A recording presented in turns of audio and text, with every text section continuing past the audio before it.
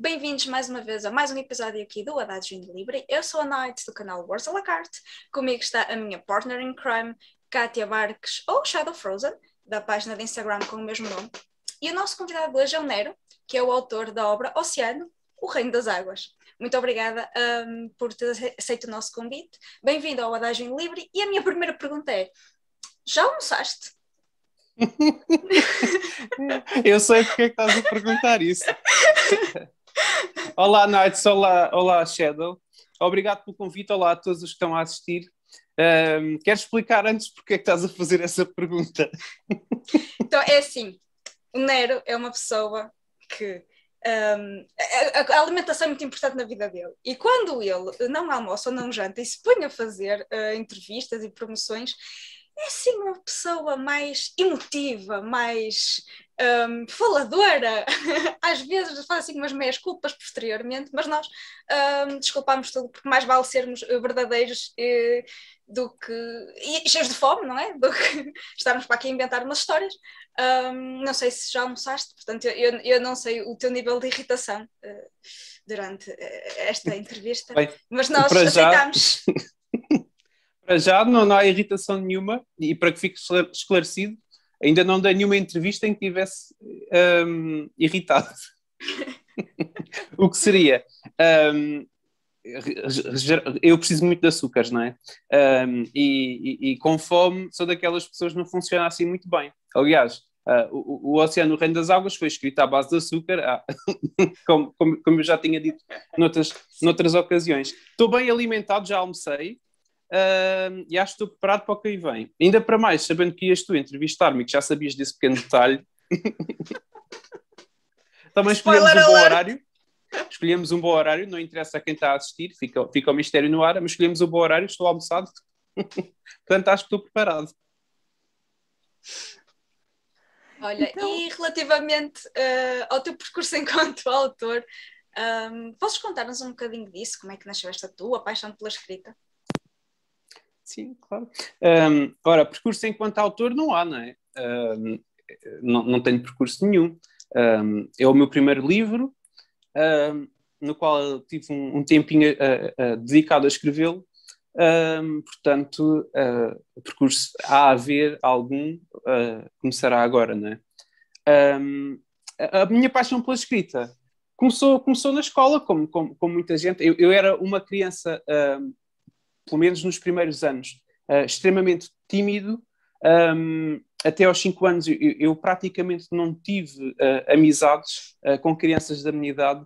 Os meus relacionamentos eram mais com os meus avós ou com pessoas mais velhas, da idade deles. E tive algumas dificuldades de relacionamento com crianças da minha idade. E quando chegou à escola foi bastante desafiante. Eu basicamente nos intervalos eu nem queria ir brincar, porque estava habituado a brincar sozinho e não sabia como é que isso se fazia. Também não sabia da importância de ter amigos, não é?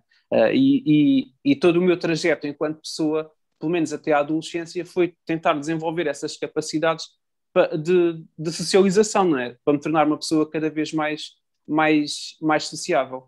Portanto, eu brincava muito sozinho. E brincar é uma das formas de desenvolver a criatividade, não é? E eu brincava muito com os meus bonecos, com os meus castelos, com as minhas coisas. E as primeiras histórias terão surgido aí em brincadeiras, como qualquer outra criança, imagino eu. Quando aprendi a ler e a escrever, a escrita, de certa forma, eu sempre fui muito melhor a escrever do que a falar em público ou a apresentar trabalhos ou...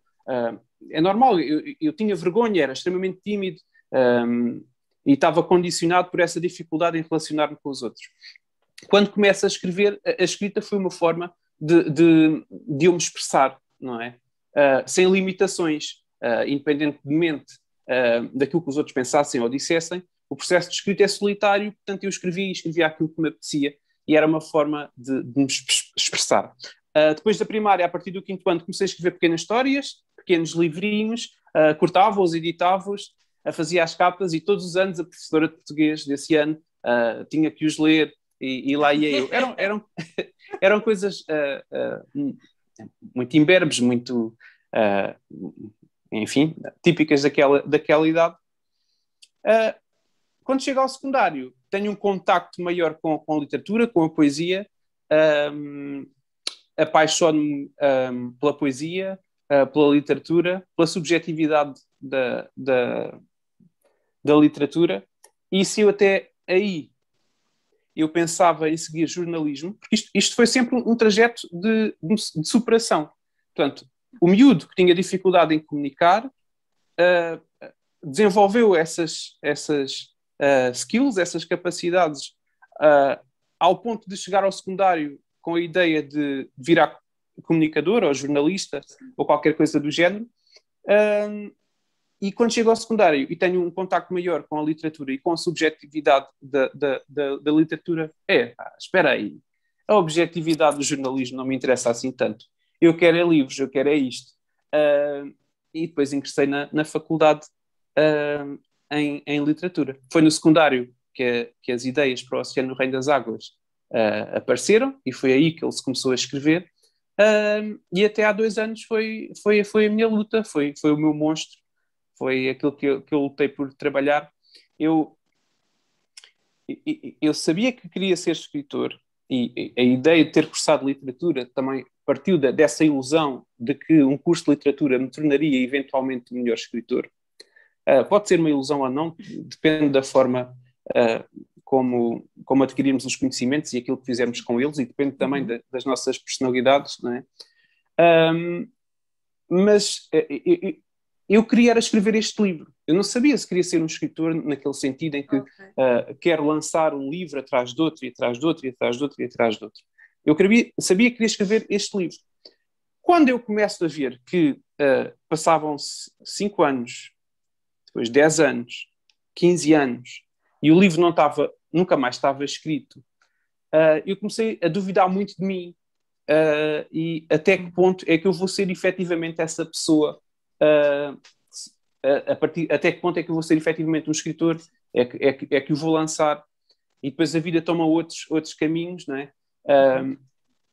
E tu duvidas muito daquilo que queres ser, e até porque às tantas, tu com 20 anos ou com 25, tu não és exatamente a mesma pessoa que eras aos 15. Portanto, é legítimo querer ser outra coisa e não necessariamente aquela pessoa. Mas isto foi mais forte, não é? E chegou o momento em que me dediquei mais afincadamente a isto. O mergulho foi mesmo vertiginoso. E aquelas visões, digamos assim, não é?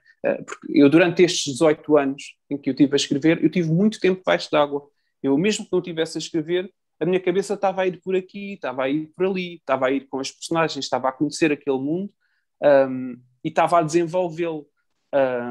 Chegou uma altura que não havia mesmo solução senão terminá-lo. Havia uma necessidade muito profunda em mim de me cumprir. Por mais coisas que eu fizesse na vida e que eu fosse feliz a fazê-las, eu percebi que nada me fazia tão feliz e me completava tanto como escrever este livro e conseguir lançá-lo. E pronto, foi basicamente este o resumo. Da tua demanda. Da minha demanda, sim. Do mergulho. Sim. E quando da escrita do teu livro, quais foram algumas das inspirações que foste retirar? Retiras inspirações de outras obras, como de literatura, de música, teatro, filmes? Quais foram algumas das tuas inspirações para concretizar esta obra? Sim, claro.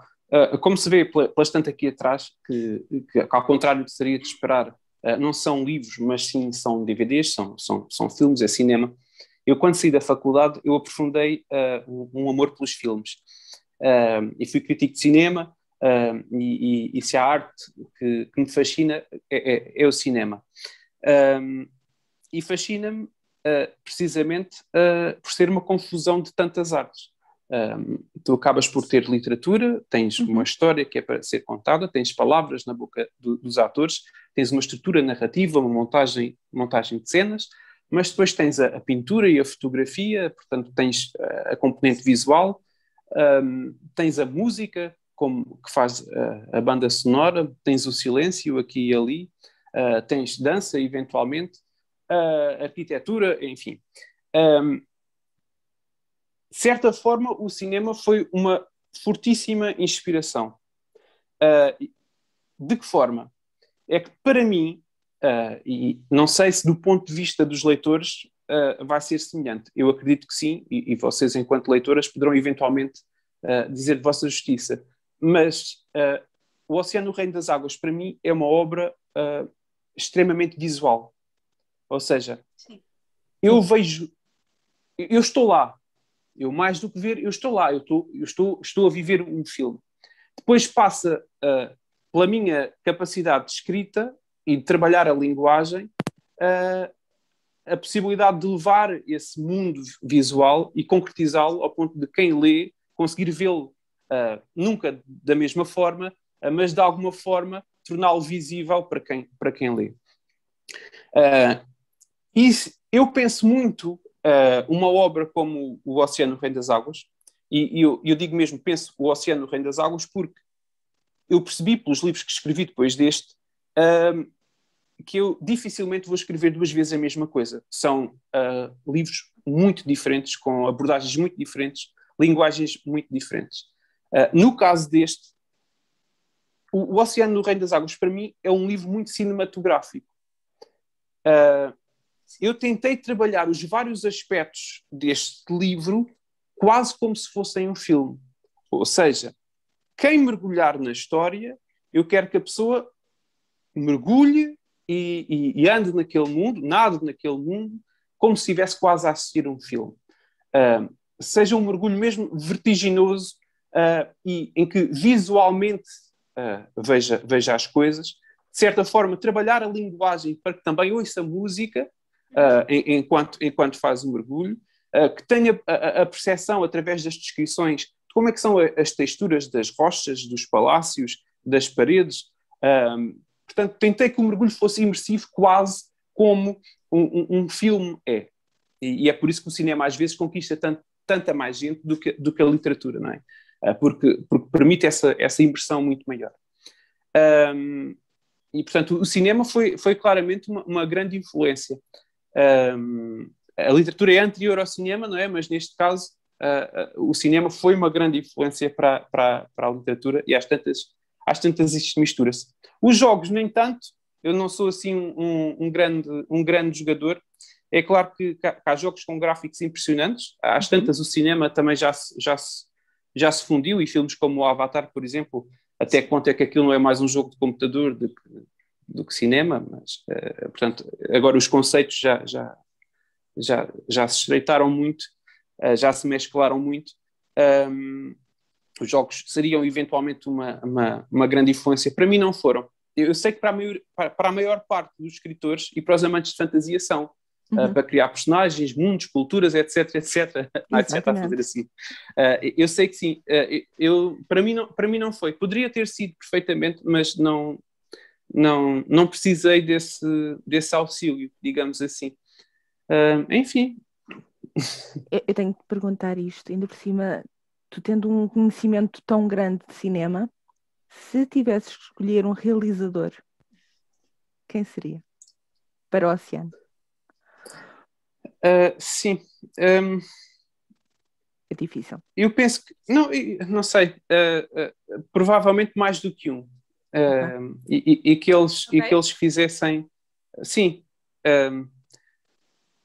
Porque o Oceano no Reino das Águas é um livro que toca muitos mares, muitos temas, muitos assuntos. Eu não quis que o Oceano fosse tudo e que falasse de tudo, porque a minha opinião é que um livro que fala de tudo é o mesmo que não falasse de nada. Mas é, de certa forma, um livro muito abrangente, toca muitos aspectos do ser humano. Portanto, haverá realizadores com capacidade para tocar várias coisas, mas eu acho que se ganharia, eventualmente, com uma adaptação, de mãos dadas entre vários realizadores. Eu lembro-me, por exemplo, o Cloud Atlas, não sei se vocês conhecem o livro ou o filme, foi realizado por 4 mãos, ou por várias, e curiosamente depois fez tudo sentido. Tens ali partes de mais ação, de ficção científica, partes mais fantásticas, partes mais dramáticas, e toca ali várias sensibilidades, mas no seu todo faz tudo muito sentido. Por exemplo, o Darren Aronofsky, eu acho que seria um excelente realizador para este filme. É um dos meus realizadores favoritos. Filmes como o The Fountain, ou mesmo o Mãe, pela carga allegórica que têm, pela carga allegórica que tem, a capacidade que ele tem de estar a dizer uma coisa, mas ao mesmo tempo estar a dizer muitas outras. Eu gosto muito disso. E acho que falamos a mesma língua, de certa forma, não é? Porque gostamos muito das metáforas, das alegorias. No The Fountain, por exemplo, tens ali aquela questão dos vários tempos, as mesmas personagens, os tempos, fala da reencarnação. Não é que este livro fale propriamente da reencarnação, mas cruza os tempos e as coisas continuam. É toda uma complexidade narrativa, e depois a forma como ele passa de um tempo narrativo para o outro. Eu lembro-me de um dos planos iniciais em que estamos no meio daquela civilização americana, em tempos antigos, e de repente ele faz a transição para o tempo presente, com a câmara a recuar, e à medida que a câmara recua, há um pássaro que se atravessa, e depois esse pássaro já é o pássaro do quadro que está na parede no tempo presente. Eu gosto muito desses jogos e da fusão dos tempos. Seria um bom realizador para o filme, certamente. Ou mesmo o Noé. Sempre querer estender. Vocês puxam por mim, começam a falar de cinema, depois eu não me calo. O Noé é provavelmente dos filmes mais incompreendidos da filmografia do Darren Aronofsky. As pessoas vão para o Noé à espera de um filme bíblico, mas o Noé é tudo menos um filme bíblico. É parte da Bíblia, mas aquilo é uma fantasia. E a leitura que o Darren Aronofsky faz, por exemplo, da evolução das espécies, da teoria do Darwin, e que mistura com a Bíblia, está ali uma crítica bem mordaz. E depois tens os anjos como figuras petrificadas, tudo como figuras fantásticas. Portanto, o Noé é um filme fantástico, é um filme de fantasia, não é um filme bíblico. Adorei essa leitura dele. Não é para todos o Noé também. Enfim. Os filmes dele não são para todos. A verdade é que, por exemplo, mesmo eu tenho uma grande paixão pelo Mother. Foi uma experiência arrebatadora mesmo, porque ele consegue ir desde a parte bíblica, por causa das personagens que tu tens, até depois ser totalmente pagão. E dar exatamente o que é ateu, natureza, o que é natureza, o que é mãe natureza. E a religião é um dos tópicos maiores dele, e é também um dos tópicos maiores meus. Ele é ateu, no caso dele, e, por exemplo, tu tens em vários filmes dele essa questão da religião e como é que um ateu vê e compreende a interpretação do mundo do ponto de vista religioso. Os filmes dele são muito interessantes, sem dúvida. Eu acho que é muito interessante essa perspectiva de quem está de fora. Quem acredita em alguma coisa vai sempre encontrar pontos de contacto, uns com que aceita, outros que acham que é uma coisa completamente ilógica ou que não faz qualquer sentido, contrapondo uma religião a outra. Estamos sempre no plano do acreditar, do salto de fé. Eu tenho fé que estou a fazer uma coisa que vai redundar em determinada consequência. Da mesma forma que sempre que nós saímos de casa, trancamos a porta, temos fé, é um ato de fé de que ninguém vai entrar que não tenha a chave. Colocando um ateu nessa perspectiva em que simplesmente está a interpretar símbolos, porque para si já não estamos num plano de acreditar. Né? O Essa de Queiroz dizia que as religiões se bastam em ritos, que é para sustentar as crenças das pessoas. Se eu acredito que faço determinado rito de determinada maneira, que cumpro as regras todas, que utilizo os artefactos certos, esse é um descanso para mim que fiquei relativamente àqueles que, por exemplo, foram. Ou seja, dá-me uma paz a mim e sustenta a minha crença no que quer que seja. Colocar um ateu a ver isso, uma perspectiva completamente diferente, é quase como ele próprio estivesse a ver um filme, porque o véu não é atravessado. Sim, e nós vivemos tempos muito propícios ao crescimento do ateísmo, não é? Nós temos que entender as coisas de certa forma como elas são. As religiões, e isto é polémica que eu vou dizer, é a minha interpretação, mas é como eu vejo as coisas. As religiões nascem de uma necessidade do ser humano de explicar o seu lugar no universo e de explicar a existência. Portanto, as religiões não deixam por isso de ser uma coisa muito primitiva, no sentido em que, estando tu hoje no século XXI, e quando tens livros, tens bibliotecas, tens internet, que de certa forma fixam a memória ao longo das gerações e ao longo do tempo, tu acumulas conhecimento e tu já não tens propriamente uma necessidade de explicar o mistério que anda à tua volta. Quer dizer, traz sempre. O mistério é infinito. E só se continuam a escrever livros porque o mistério é infinito. Mas hoje em dia já não faz muito sentido pensarmos a existência a partir de histórias criadas há milhares de anos atrás, não é?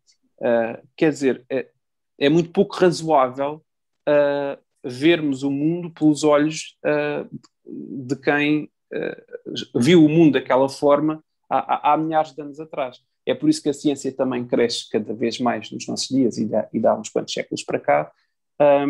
E os deuses estão de grau a degrau a ser substituídos, pelo menos esses deuses mitológicos, e neste caso encarando a Bíblia ou outros livros sagrados como mitologias e criações fantásticas, estão a ser substituídos por outras coisas. Nós hoje adoramos a tecnologia, por exemplo. Estou a falar sobretudo aqui na nossa sociedade ocidental, não é? Nós vivemos agarrados ao telemóvel, às redes sociais. Nós, se calhar, não perdemos tempo sequer a estar 5 minutos à noite a olhar para as estrelas, ou fazer uma oração, ou a meditar, ou sequer a pensar. Eu acho que as pessoas, hoje em dia, nesta sociedade ocidental da correria, com ou sem pandemias, ainda pensamos muito pouco no mistério que anda aqui à volta. Com pandemias, um bocadinho mais, claro. E, portanto, os deuses estão a ser substituídos por uma outra coisa. E não é por acaso que nas sociedades ocidentalizadas e ocidentais está a haver uma substituição progressiva desses deuses antigos por outros. Olha, vamos falar assim uma coisa assim mais estranha, se é que já não falamos de alguns, que é o facto de na promoção da tua obra não existir sinopse. É uma coisa assim diferente, né? Podes dar-nos uma pequena sinopse agora sobre a tua obra e explicar toda esta novidade, que é lançar uma obra sem sinopse? Eu confesso que só me apercebi depois, né? Mas... É isso que eu te ia perguntar. Quando é que tu te apercebeste que a obra não tinha sinopse? Isso sim é um feito quase épico, não é?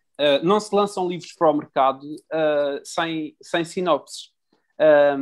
Isso tem que ver muito com a minha estratégia de promoção do livro desde o início, que basicamente, espelhando quase aquilo que a narrativa deste livro portanto, a estratégia passou muito pelo mistério. E este livro foi um mistério desde o início, e as partilhas foram-se multiplicando entre quem, nas redes sociais, nomeadamente no Instagram, e a maior parte das pessoas, eu acho mesmo que ninguém, até eu ter dito em algum sítio que o livro foi lançado sem sinopse, as pessoas não se aperceberam. Portanto, as pessoas partiram para a compra de um livro sabendo mesmo muito pouco sobre o livro. O que é que aconteceu? Eu fiz alguns vídeos promocionais na minha página de Instagram, onde fui adiantando o início da história. Nights, nós depois fizemos aquela live em que eu li o primeiro canto do livro, e as pessoas basicamente sabiam que havia um homem na praia que ia parar de alguma forma ao fundo do mar, e não sabiam muito mais do que isso. Isso teve a ver, portanto, com o facto de eu querer que mesmo para os leitores mais treinados e que têm um olhar mais crítico para os livros, e em que começam sempre a ler um livro, a analisar logo os defeitos e as qualidades da escrita, disto ou daquilo, muitas vezes esquecem-se de uma das essências da literatura, e eu não me quero contradizer, porque eu acho que a escrita e a linguagem é essencial a um bom livro. Mas aquela experiência de desfrutar de uma história sem saber nada dela é muito difícil de encontrar isso hoje. Tu tens sinopses, e às vezes sinopses que são quase resumos que falam demais. Tu tens resumos das histórias espalhadas por todo o lado. Uma das vantagens de lançar um livro pela primeira vez e do qual ninguém nunca ouviu falar seria eventualmente conseguir dar aos leitores a possibilidade de lerem um livro do zero, praticamente. Mesmo quem acompanhou toda a campanha de lançamento do livro, descobrir, e quando finalmente tem um livro nas mãos, mas espera aí, o que é isto? E esta foi provavelmente a questão que eu mais recebi como feedback inicialmente, para além de que a capa era bonita, claro, foi esta: o que é isto? Mas o que é isto? E isso foi propositado e foi pensado. Eu quis levar o mistério mesmo até à última. E depois, ainda levar esse mistério mais longe. Portanto, as pessoas têm o livro nas mãos e formulam a questão: mas o que é isto? E depois começam a ler. E à medida que começam a ler, essa pergunta não para de vir à cabeça: mas o que é isto? Mas o que é isto?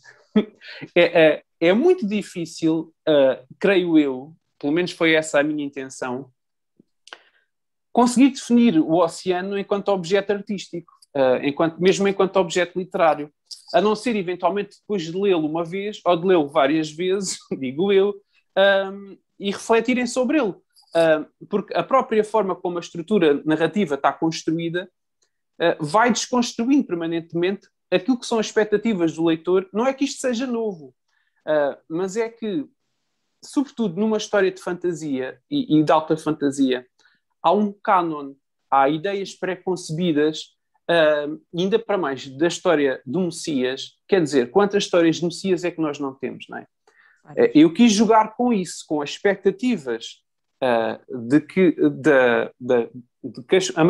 a maior parte das pessoas parte por uma história destas. Ok, isto é mais uma vez a história do Cristo, que é o esperado, não é? E depois desconstruir e brincar com isso. Do meu ponto de vista, O Oceano Reino das Águas é uma obra extremamente lúdica, porque brinca com vários elementos literários. A Night, não sei se acha muita graça a isso, pela cara dela. Mas eu, apesar de ter sofrido horrores a escrever o livro, eu diverti-me também muito. E quis que fosse uma leitura lúdica, no sentido de brincar com estruturas, com formas, com expectativas. Quanto à sinopse, posso tentar dar uma sinopse, ainda que eu acho que seja difícil fazer uma sinopse para este livro. Talvez tenha sido também esse um dos motivos. Eu tive dificuldade, e quem leu, em definir uma sinopse. E eu achei que levar o mistério era mais interessante. E nós não precisávamos propriamente de saber sobre o que é que a história era para convocar as pessoas para o livro. O leitor, acontece-lhe que o leitor basicamente é como a personagem.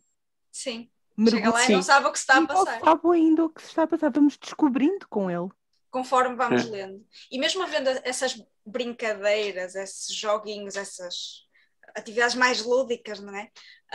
Nota-se que não é pretencioso, não é para, passando a expressão, gozar com o leitor, nem gozar com a obra. É uma coisa séria e simplesmente é uma brincadeira que é feita de uma forma séria. Não, a ideia não é ser uma obra de comédia, não é ter piada, não é rir da obra ou da história ou do leitor. É simplesmente uma forma diferente de contar, porque as histórias são sempre as mesmas.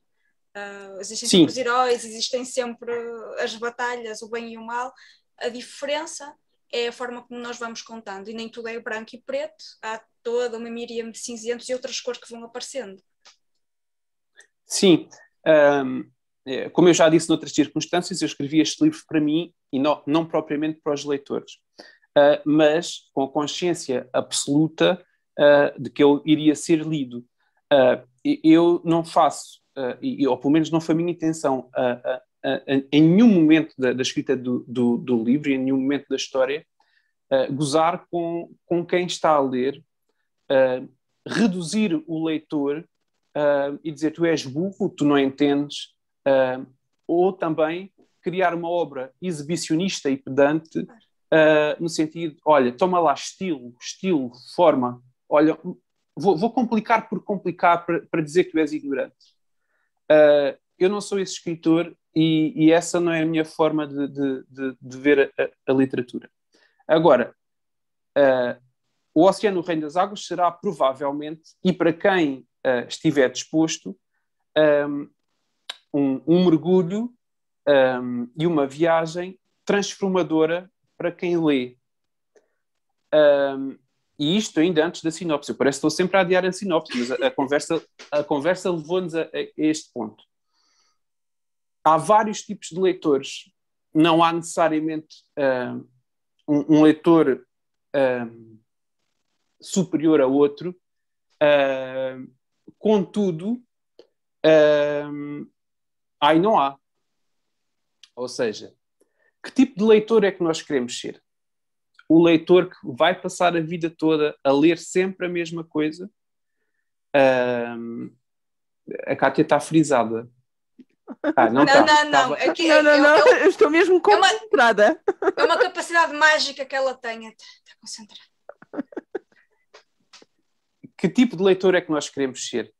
O leitor que vai passar a vida toda a ler sempre a mesma coisa, sempre a mesma forma literária, sempre a mesma maneira de escrever, sempre o mesmo modelo narrativo, com os mesmos tipos de desenlaces, com os mesmos tipos de personagens? Ou vamos ser um leitor que aqui e ali nos desafiamos a ser mais e a sair da nossa zona de conforto, não é? E eu acho que estou no sítio certo para falar de uma questão que eu acho bastante pertinente. Eu já, noutras circunstâncias, eu defendi bastante os leitores de fantasia e a fantasia enquanto género. Mas, quer dizer, nós, os três, e provavelmente muitos dos que nos estão a ouvir e a ver e a assistir, nós sabemos de onde é que vem aquele preconceito de que quem lê fantasia é gente com um gosto literário menor. É exatamente porque a maior parte, eu almocei, atenção, a maior parte,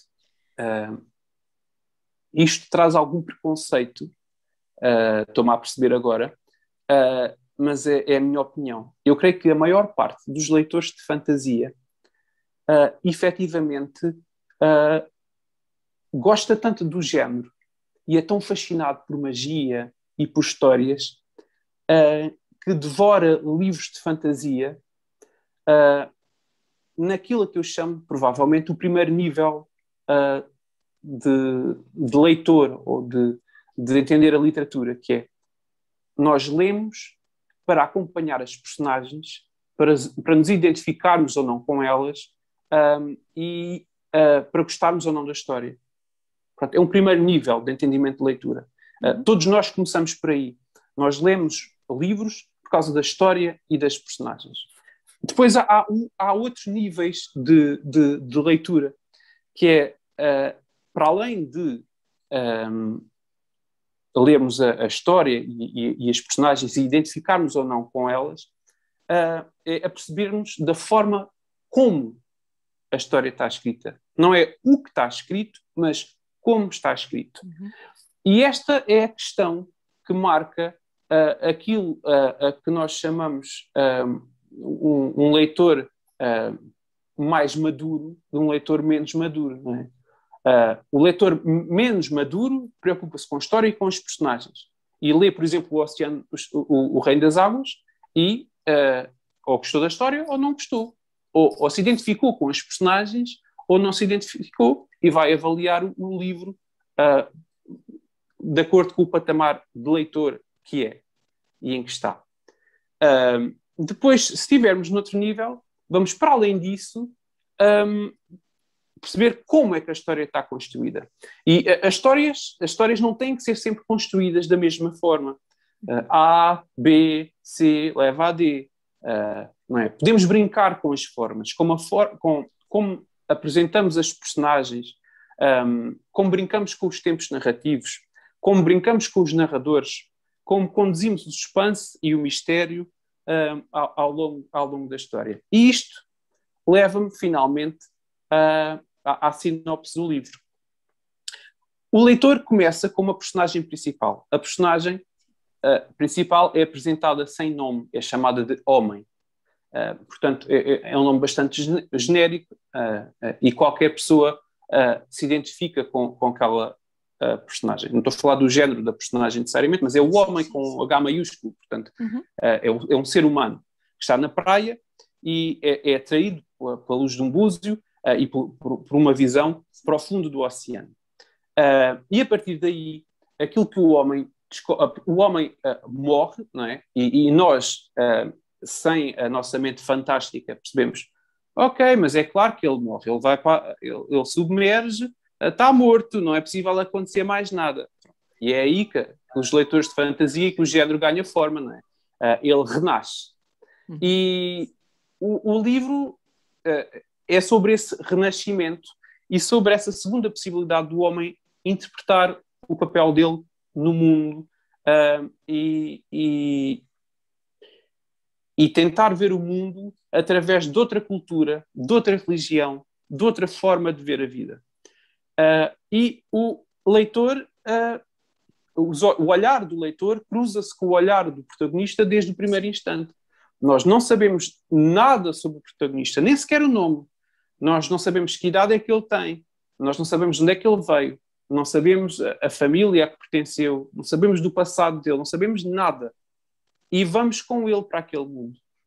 E, curiosamente ou não, a viagem que o homem vai fazer, para lá de ser essa viagem messiânica, portanto, há várias profecias que falam da chegada de um Salvador para o oceano.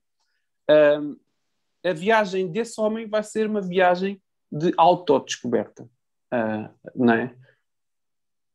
E como o olhar de quem lê se cruza precisamente com o olhar desse protagonista, essa viagem de autodescoberta vai ser também para o leitor. Nomeadamente, que tipo de leitor é que eu sou? Até onde é que eu estou disposto a ir para perceber esta história, para desfrutar desta história? E eu acredito que, para quem empreender essa viagem, não se sai de um livro como este como se entrou. A não ser que já estejamos muito habituados a este tipo de literatura, mas saímos provavelmente mais conscientes das nossas fraquezas, das nossas forças, e provavelmente os nossos horizontes foram esticados a tal ponto que a partir dali vamos querer ler outro tipo de coisas com outro tipo de horizontes. Depois temos a história propriamente dita, porque, como eu já disse várias vezes, a história do Oceano no Reino das Águas funciona a vários níveis de interpretação, tem várias camadas. No nível primário, que qualquer leitor entenderá, portanto, eu confluí mitologias ou referências mitológicas já existentes com outras criadas de raiz, e dei-lhes alguma credibilidade trabalhando-as e construindo todo aquele mundo. Portanto, misturam-se aquelas referências do Poseidon, do Neptuno, do Tridente, das sereias, de um eventual mundo fantástico sob a superfície, que o Hans Christian Andersen desenvolveu no conto da Pequena Sereia, que nós todos depois tivemos uma infância muito feliz a ver a Pequena Sereia, em que essa nova mitologia ganhou outra dimensão no nosso imaginário, e o Oceano no Reino das Águas desenvolve esse imaginário ainda a um outro nível. Eu creio que há grandes fantasias escritas em terra, com histórias passadas em terra, entre reinos, batalhas, etc, etc. Há também grandes fantasias sobre anjos e demónios, sobre os céus, etc. Mas faltava uma grande fantasia sobre os oceanos, que são a maior parte do nosso planeta, não é? E que isso diz muito também sobre nós próprios. Nós descuidamos o oceano a tal ponto dos oceanos estarem como estão, não é? E nós, ao matarmos os oceanos, não estamos senão a matar-nos a nós próprios. Porque nós vamos morrer muito primeiro do que muitas das criaturas que estão no oceano. Portanto, eu tentei dar uma mitologia, uma fantasia ao oceano de umas proporções como eu nunca tinha lido e nunca tinha encontrado. Esse homem vai empreender sem se conhecer, vai assumir esse lugar de messiânico e nunca se vai perceber, a não ser lá mais para o fim, se ele condiz ou não com essas expectativas que aquele povo tem para ele. Isto, portanto, brinca com o cânon do que é que nós esperamos de uma história destas, e depois só lendo, eu aí não posso dizer, nenhuma sinopse poderia, vai desconstruir a ideia do herói e vai falar com outras personagens de outras histórias. Eu estou agora a bloquear no raciocínio, porque eu estou-me a lembrar de uma frase que diz na parede do meu ginásio e que fala muito sobre esta obra, querendo ou não, que, vou parafrasear, trabalha pesado até que os teus ídolos se tornem teus rivais. E eu acho uma frase muito inspiradora. Para mim foi, e continua a ser. E foi um bocado o que eu tentei fazer com este livro. Podem-me acusar de arrogante, eventualmente, por ousar escrever uma epopeia, mas alguém teve que ousar algum dia para escrever alguma outra, não é? Alguém tem que ousar para as coisas acontecerem. Eu, sabendo que não tinha capacidades para escrevê-la como eu queria, trabalhei muito, li muito, esculpi muito este diamante para tentar fazer com que esta obra dialogasse com os meus ídolos. A epígrafe do livro é homenagem aos poetas, em que há referências óbvias, ou talvez não tanto, a alguns dos meus ídolos. Aqui este livro presta homenagem. E, portanto, eu tentei criar uma obra que, se não rivaliza, pelo menos dialoga com essas minhas referências. Eu acho que é o que qualquer escritor faz, não é? De forma mais ou menos assumida, é o que faz. O que muitos escritores, talvez menores, fazem muitas vezes, e não estou com isto a dizer que eu sou maior, o que eu estou a dizer é que eu acho que é uma coisa que nos minoriza aquela tendência de escrever um livro e tentar ocultar referências ou imitações ou disfarçar aqui e ali para não dizer que nós estamos a copiar ou a imitar ou etc, etc. Não. Eu vejo, por exemplo, o caso do Camões. O Camões imita. Imita pelo menos inicialmente, não é? A imitação é sempre o ponto de partida para qualquer outra coisa. E se eu queria escrever uma obra que engrandecesse esta história, e eu pensei numa epopeia, eu tinha mesmo que partir de referências muito difíceis e desafiantes para conceber uma obra dessas. E não é, em parte, não é. Isto é, as pessoas pensam que ao tirarmos ideias de outros autores e ao assumirmos as mesmas, estamos a ser menos. Mas não, fazer um hat-off e dizer existem coisas tão boas que eu fui lá beber a elas, isso é fantástico. Porque nada é estanque e nada é totalmente... Não é só uma questão de ser fantástico. Eu acredito que é uma questão de humildade. Sim. Porque, na verdade, tudo é uma referência de qualquer outra coisa. Criar é recriar. Tudo o que os artistas fazem é recriar. Dificilmente nós criamos alguma coisa verdadeiramente original. Os deuses, a terem existido, recriaram a partir de alguma coisa que existia antes deles. Isto é infinito. Portanto, não admitir essas influências, e eu agora lembro-me sempre do Harold Bloom e do Canon da influência, não admitir essas influências, isso é que diz muito das pessoas que o fazem, não é? Não, nós temos é que partir dessas referências, dos bons exemplos, dos nossos ídolos, daquilo que nós adoramos e tentar rivalizar, superar, conviver, não é? É um bocado a minha perspectiva em relação à arte. Até porque é uma frase que eu digo isto muitas vezes. Alguém, se calhar, desse lado já está à espera que eu diga isto, que é: não há nada novo debaixo do sol. Os romanos já diziam isso e eles sabiam do que estavam a falar, não é? Porque eles copiaram até mitologia, não é? Ora eles. Todo um copy-paste que se passou por lá, não é? Portanto, e eles efetivamente sabiam que não existia nada novo debaixo do sol porque eles próprios faziam isso. Portanto, a forma como às vezes se consegue percepcionar que as inspirações estão lá, mas os criadores, os artistas, não são capazes de dizer exatamente a mesma perspectiva que o Nero estava a falar de como nós tratamos o oceano. Nós, enquanto espécie, colonizamos um planeta e fazemos dele aquilo que nós queremos e concentramos-nos muitas vezes na Terra e esquecemos o oceano. Mandamos para lá todos os detritos, fazemos experiências, não queremos saber... Como se isto não fosse um círculo, não é? Exatamente.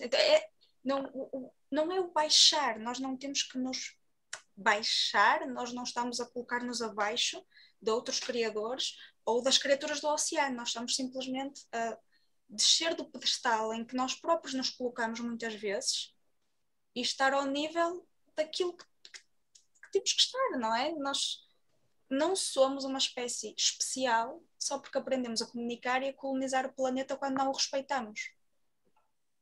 Nós não temos que estar acima dos outros animais. Se calhar devemos exatamente descer uns degraus e aprender com eles e perceber que se nós não soubermos respeitar o nosso planeta, as outras espécies, os outros habitats, eventualmente vamos estar a autodestruir-nos, para além de estar a destruir o que já existe.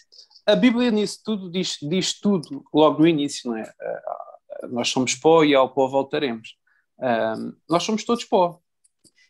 Todos, humanos ou não. Isto é tudo pó, isto é tudo matéria, isto é tudo, somos todos pó.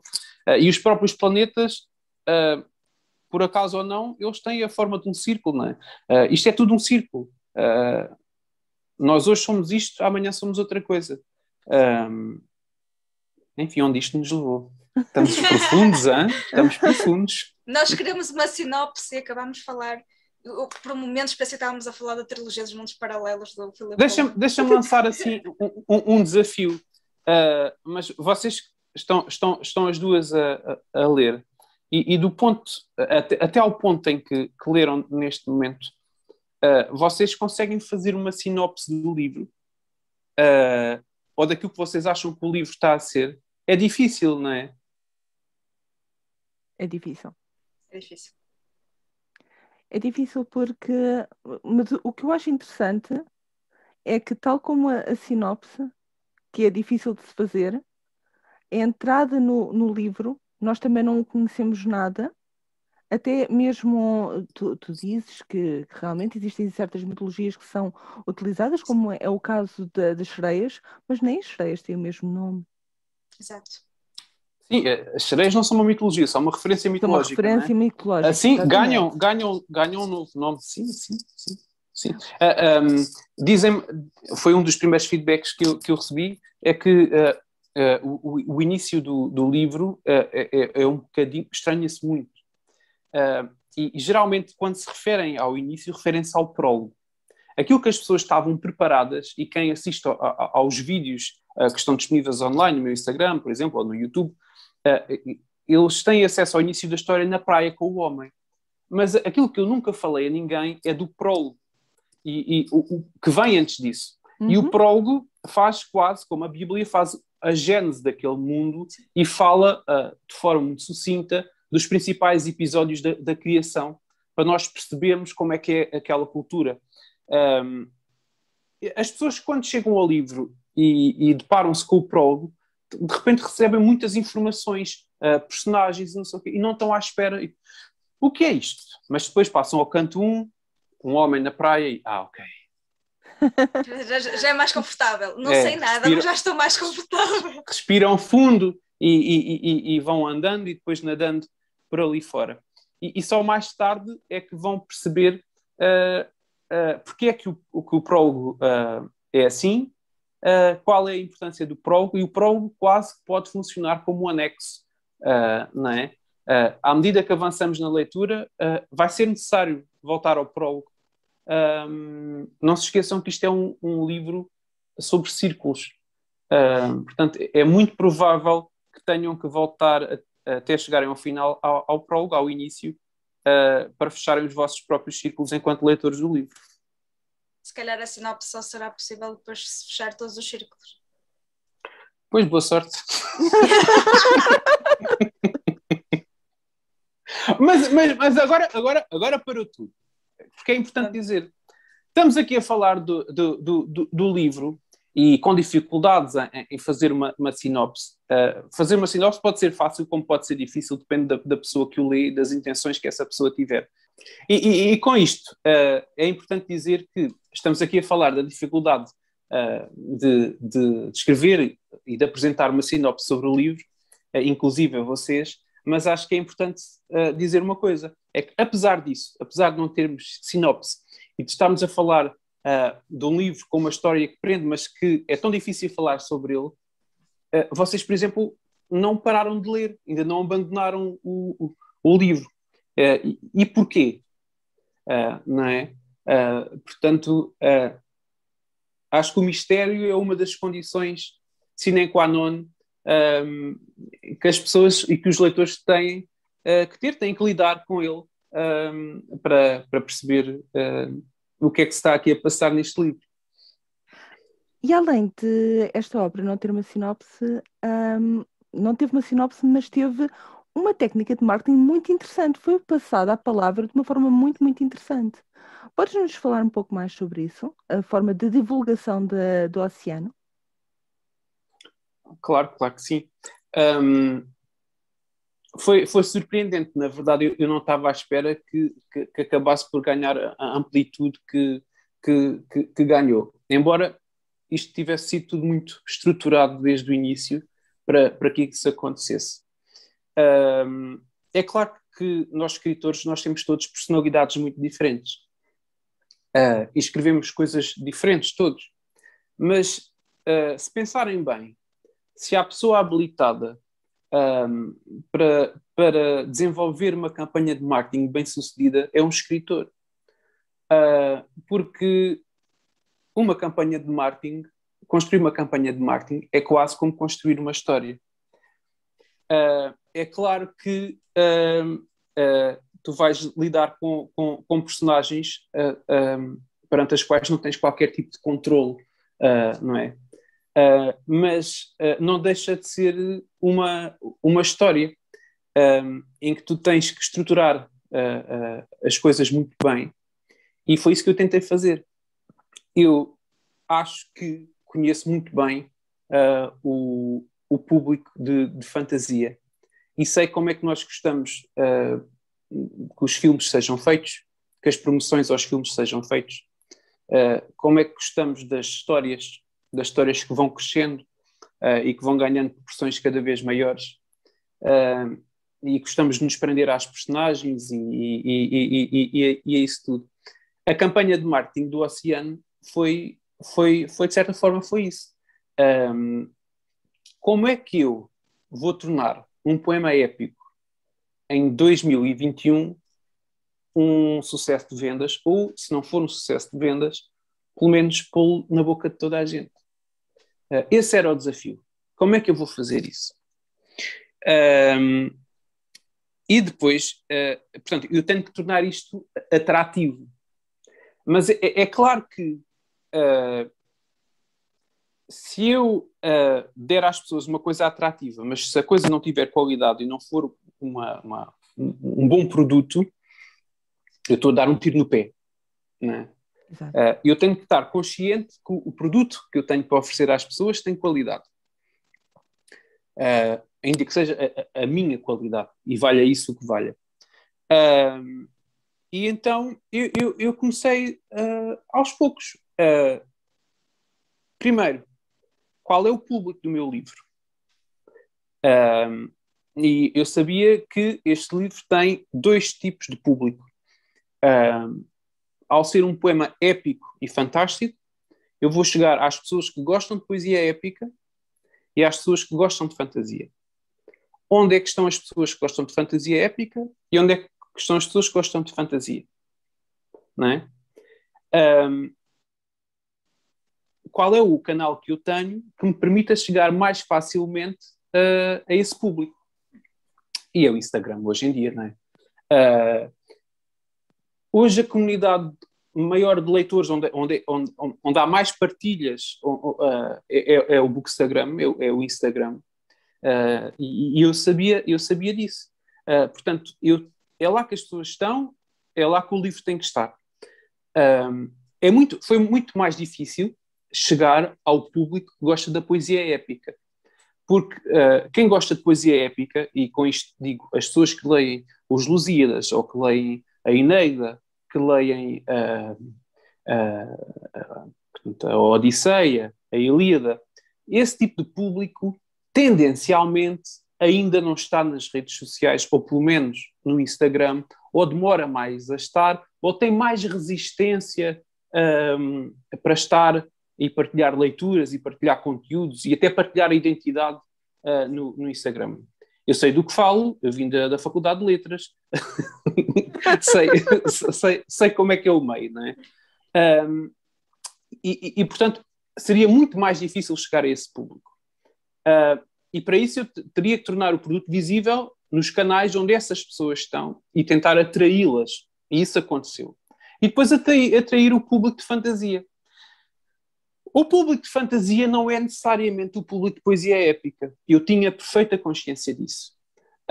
Portanto, eu tinha que projetar o livro e o produto de forma sem nunca enganar as pessoas. E essa acho que é uma das chaves para o sucesso que o livro tem tido nas redes sociais. Eu acho que nunca enganei ninguém. Eu sempre fui muito frontal a falar do livro e do livro que é. Agora, eu tornei-o, foi, de certa forma, uma sensação, não é? E isso, em termos de marketing, é importantíssimo. E isto é que é muito raro ver, não é? Não é costume tu veres um escritor a ter uma atitude comercial perante um livro. Isto tem que ver com a minha outra área profissional. Portanto, eu trabalho com pessoas e trabalho na área comercial e na área dos eventos, e eu sei precisamente como tornar uma coisa um evento para atrair a atenção das pessoas. E nesse sentido fiz um trajeto de construção para atrair cada vez mais pessoas e sempre com o mistério, dando muito pouca informação sobre o livro de cada vez dando mais, cada vez descortinando mais sobre o livro, mas dizendo sempre muito pouco e alimentando o suspense e o mistério de grau a degrau e subindo uma escada, não é? Portanto, no Instagram, por exemplo, eu comecei com 5 vídeos em que era eu sozinho a falar por uma câmara e a falar sobre critérios e aspectos do livro.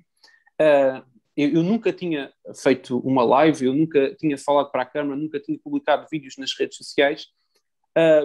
Eu atirei-me aos leões, não é?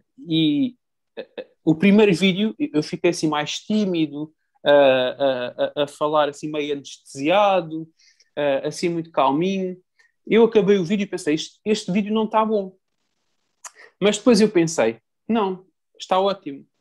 Porque isto vai ser uma construção. E se no primeiro vídeo as pessoas não derem grande coisa por mim, isso é ótimo.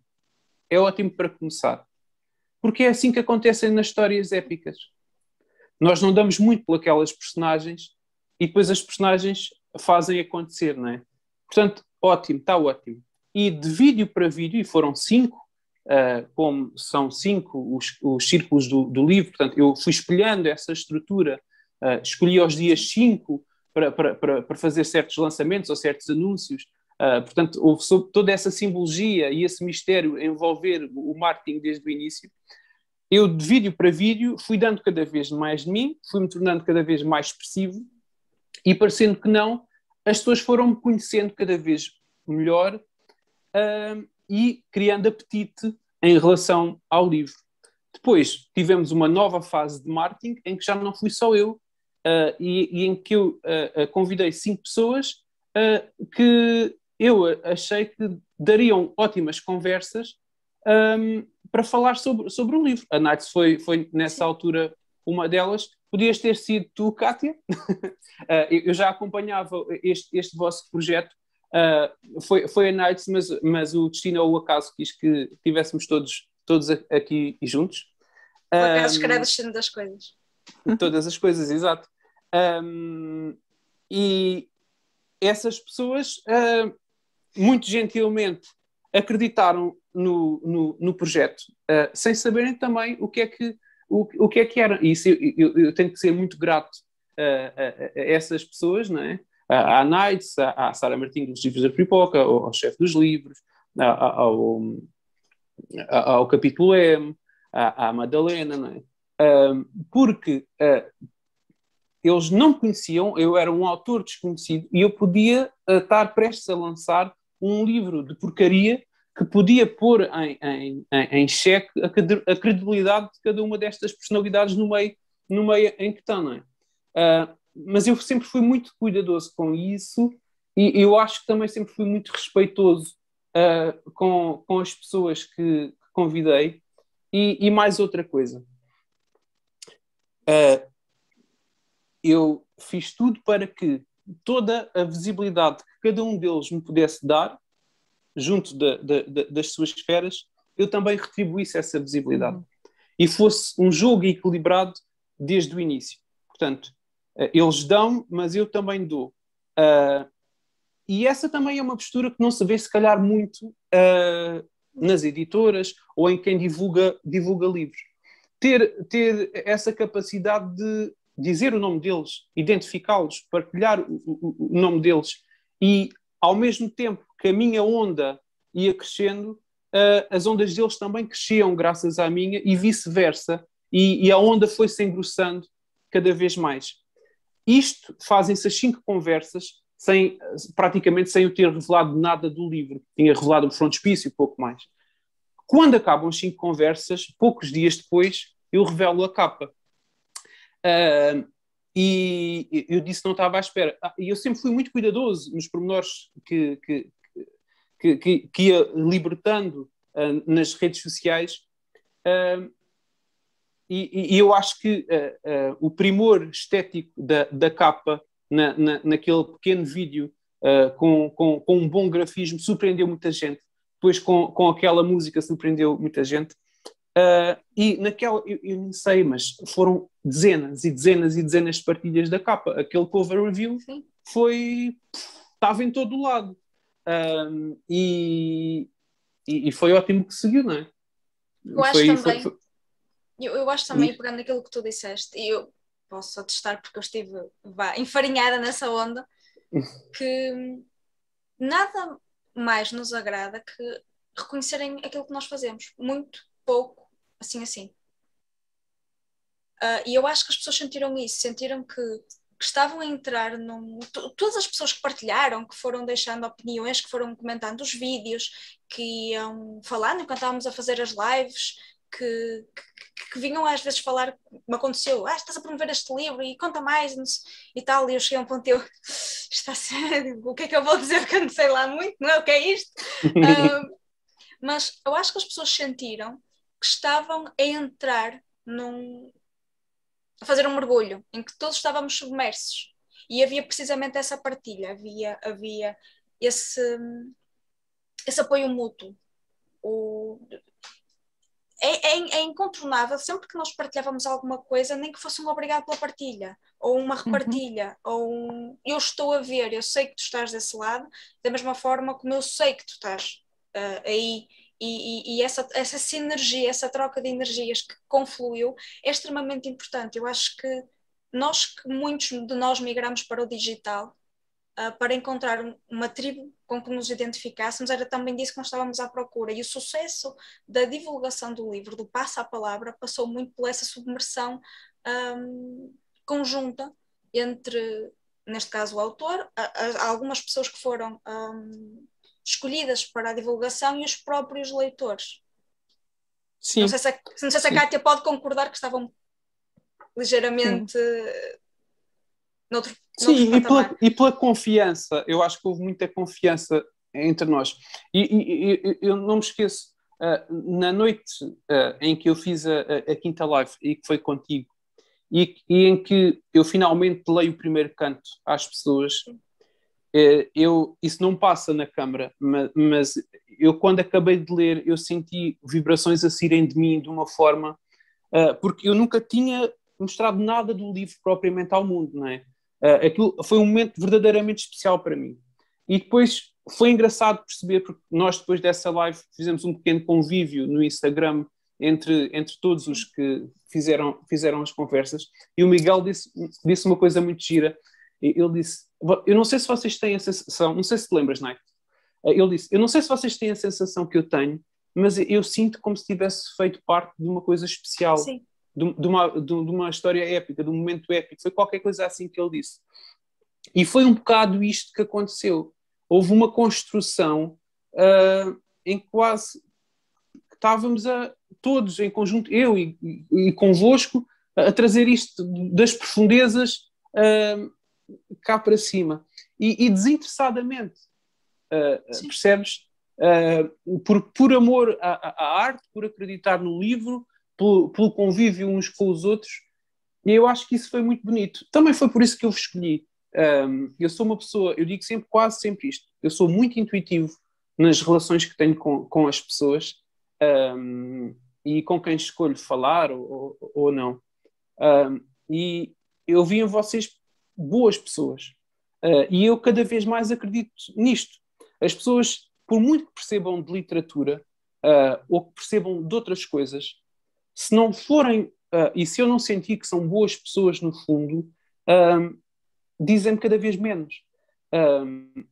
Eu acho que se nós estivermos rodeados de boas pessoas e de boas energias, é meio caminho andado para o sucesso de qualquer coisa que nós façamos. Isto tem muito a ver com sensibilidade, e no caso foi a minha. E depois, esta troca, este relacionamento de visibilidade, de dar e receber, não se esgotou quando o livro lançou. Eu sou uma pessoa de memória e não me esqueço. Todos aqueles que estiveram comigo, eu levo-os comigo. E, portanto, é alimentar esse tipo de relação. E é claro que isto exigiu também de mim dias e dias e dias de Instagram, de contacto com as pessoas, de não me relacionar com as pessoas interessadamente porque quero vender um livro, mas interessar-me genuinamente pelas pessoas, ou pessoas com as quais eu fiquei amigo. Portanto, eu acho que as pessoas sentiram essa verdade, sinceramente, e isso justifica o sucesso que o livro teve nas redes sociais. Acho que sim. Sim, porque depois tu tiveste um grande contacto com os teus leitores, não és uma pessoa em que coloca uma barreira e eu sou o escritor e vocês são os leitores. Não, existe uma proximidade e é muito bonito ver realmente uma ligação assim entre a arte, o artista e quem consome essa arte. E a forma, isso também se torna um círculo. E é muito bonito se ver realmente essa ligação. Sim. Eu não tenho, sou sincero, não tenho muito consciência disso, ou que isso esteja a acontecer. eu não acho necessariamente, e não partilho dessa opinião, que os escritores e os leitores tenham que ser tucatulá. E um dos riscos também deste convívio tão direto entre escritores e leitores é que se quebra algum misticismo na relação entre eles. Eu acho que esse misticismo é sempre importante e é importante mantê-lo. A minha proximidade eventual, foste tu que disseste, mas eventual com quem me lê, ou essa acessibilidade por quem me contacta e em receber resposta, existe porque, efetivamente, hoje em dia, com as redes sociais, essa barreira não existe. E se essa barreira não existe, eu não vou forçosamente impô-la.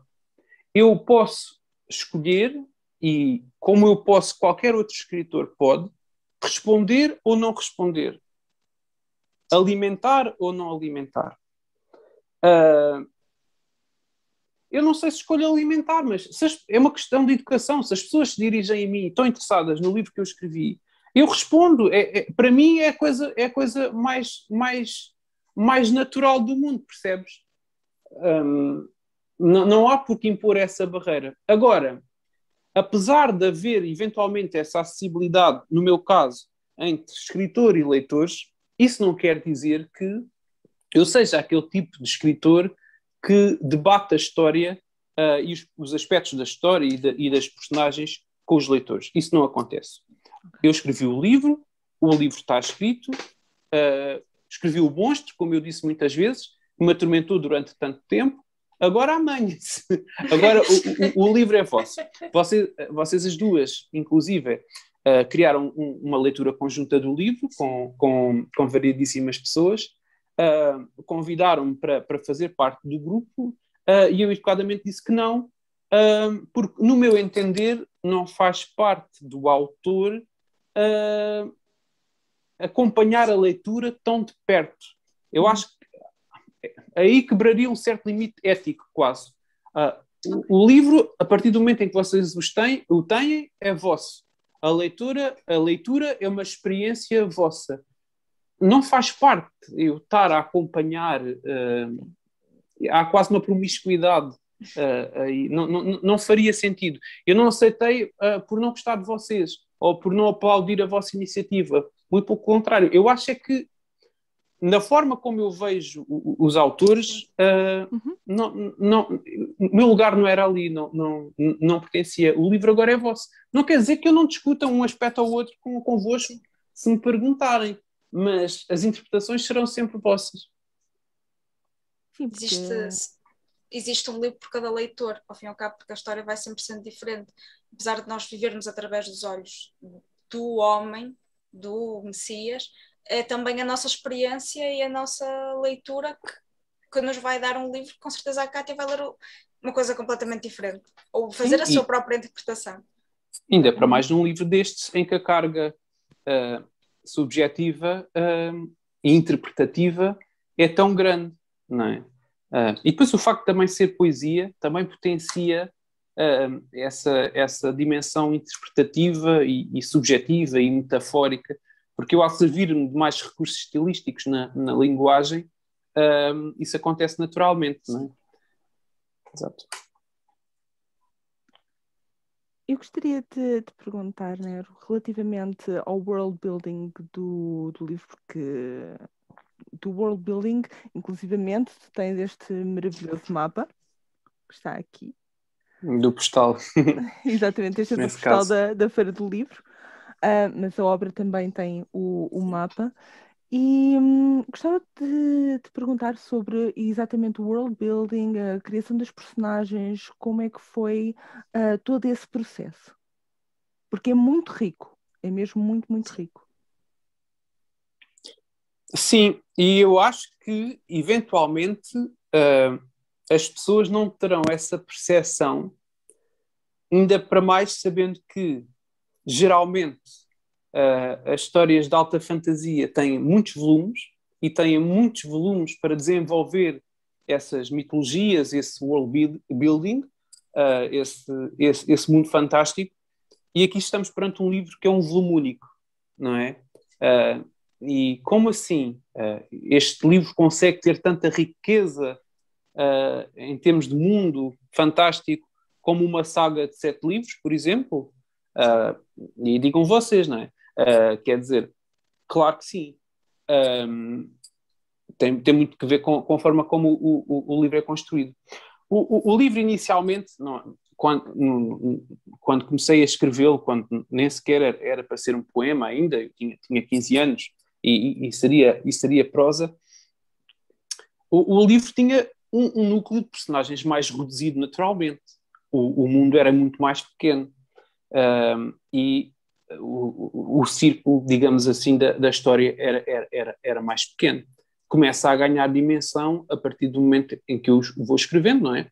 E quando aparece uma personagem, é preciso sempre saber mais sobre aquela personagem, de onde é que ela vem, de onde é que...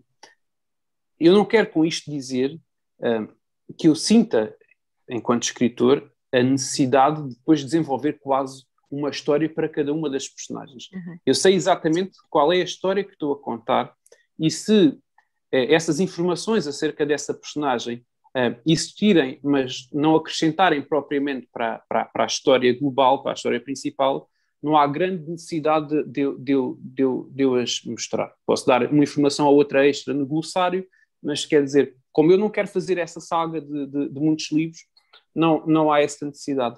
Mas é assim também que vão surgindo as outras personagens, não é? É um bocado como cogumelos. Eu quando toco neste aqui, multiplicam-se uns quantos à volta. Quando toco nesta, multiplicam-se umas quantas à volta. E à medida que as personagens vão aparecendo, eu tenho que começar a estabelecer ligações umas com as outras, com o espaço físico, enfim, com o tempo em que essas personagens viveram, se forem antepassados ou não, e isso vai-se começando a desenhar. Uma das primeiras coisas que eu desenhei foi o mapa.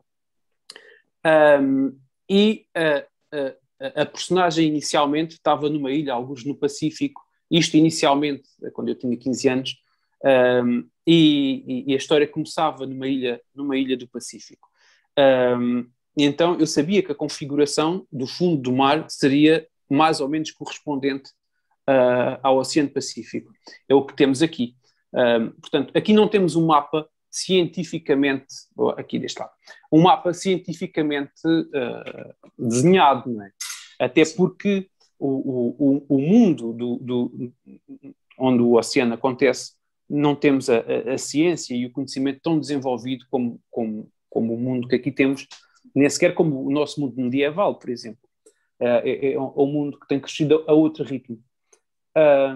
Mas o mapa foi das primeiras coisas que eu desenhei. A partir do mapa, eu criei o reino de Rondel, à volta da ilha onde a história começava, e a partir daí fui criando reino a reino, muito também inspirado, aí sim, nas correntes reais, nas correntes marinhas, a corrente que acontece ali, a corrente que acontece ali, na própria fisionomia do fundo oceânico. Não é por acaso que Orua, a capital do Reino das Águas Profundas, corresponde mais ou menos à Fossa das Marianas, que é o local mais fundo do nosso planeta, não é? Uhum. Portanto, e depois não tem que ser tudo científico, estamos na fantasia. Mas tanto quanto possível, eu tentei fazer essa correspondência, quase como que se este mundo fantástico existisse realmente. Portanto, vamos imaginar que este mundo de sereias, etc., existe mesmo, está escondido do homem, embora nós não saibamos em que século, em que tempo é que esse homem está a viver, não é? Nós não temos acesso a isso.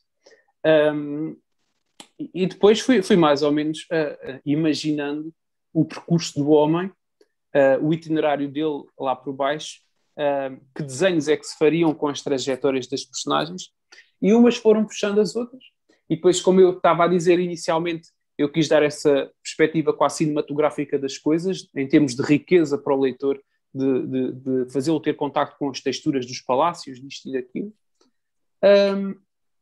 Fui criando as espécies com esta ou outra referência, ou sem referências nenhumas, e tentando puxar pela cabecinha e ser o mais criativo possível, dar características específicas a esta e àquela. e assim fui desenvolvendo o mundo. Depois, uma coisa também interessante no meu caso, no caso do Oceano no Reino das Águas, é que eu decidi muito cedo que as personagens não teriam nomes de família, e depois, com os livros que eu escrevi a seguir, eu percebi que esse vai acabar por ser um dos traços, pelo menos dos livros que eu escrevi até então, um dos traços que vai caracterizar a minha obra no seu conjunto. As personagens não têm nomes de família, e aí eu também não preciso embora as tenha feito para mim, não preciso trazer as árvores genealógicas e dispô-las, e com isto eu quero dizer alguma coisa. O tema da família é um tema nuclear no Oceano, no Reino das Águas, e eu quis realçar também a unicidade de cada um, a individualidade de cada um. Cada um tem um nome próprio e único. Quer dizer, há nomes que várias personagens poderão partilhar, mas cada pessoa é tratada só por um nome, só por uma palavra. Não há essa necessidade no Reino das Águas de haver nomes de famílias. E quando falamos de nomes, falo das questões linguísticas. À medida que eu fui desenvolvendo o livro, eu quis dar uma certa sonoridade à língua e aos nomes que eram ditos, embora eu não tivesse, pelo menos até à data, desenvolvido, nesse sentido, sequer a necessidade de desenvolver uma língua, como fez o Tolkien, por exemplo. São coisas diferentes. Eu não preciso criar um mundo, eu estou a criar um livro. Eu quis dar uma determinada sonoridade aos nomes das localidades, das personagens, e também percebi claramente que há sons que muito dificilmente seriam ditos debaixo d'água. E então, esse tipo de sons, eu pulo-os de parte e soube muito cedo que não os queria usar. Assim como há certas e determinadas consoantes, por exemplo, que só aparecem em determinadas partes do oceano e não são consoantes tão comuns a todo o oceano, ou mais comuns em algumas espécies, enfim.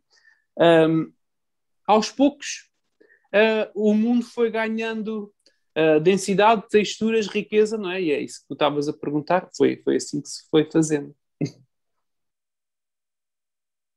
Olha, já falamos de várias pormenores, de várias pequenas coisas que fazem o muito, que é esta obra e a sua divulgação. Nós também reparamos noutra coisa, que foi que uma das obras escolhidas, musicais, para divulgar o Oceano, foi o So Small, do Thomas Bergersen. Podes nos falar um bocadinho da tua ligação com a música e também com esta música e com o Oceano? Claro. Eu escrevo em silêncio, não escrevo a ouvir música. Portanto, não é sequer o caso de que, portanto, essa era a banda sonora enquanto eu escrevia ou qualquer coisa do género. Eu, quando era miúdo, comecei por escrever com música. E realmente influenciava bastante a escrita e aquilo que acontecia, porque eu deixava-me emocionar pela música e às tantas as cenas daquilo que se passava ganhavam as tonalidades da música e as cargas dramáticas ou na ação, e confundia-se muito com aquilo que eu ouvia. À medida que eu fui ganhando maturidade de escrita, eu comecei a escrever em silêncio e a ouvir as palavras daquilo que escrevia, e achei que fazia muito mais sentido do que tudo o resto. Portanto, escrevo em silêncio.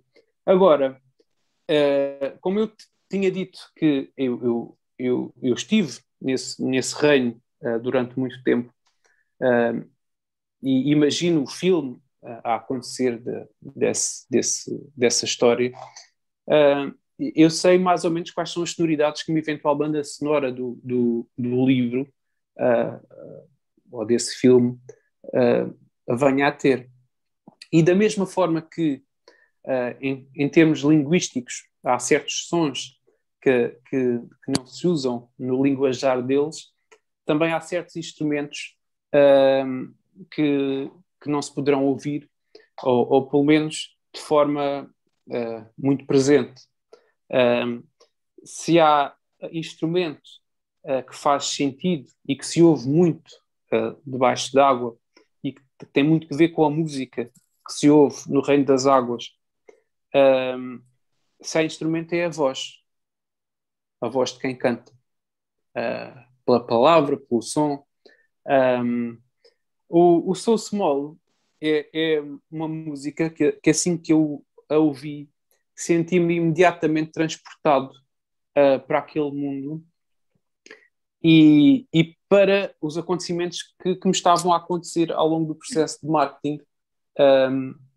Se vocês escutarem esse tema de início ao fim,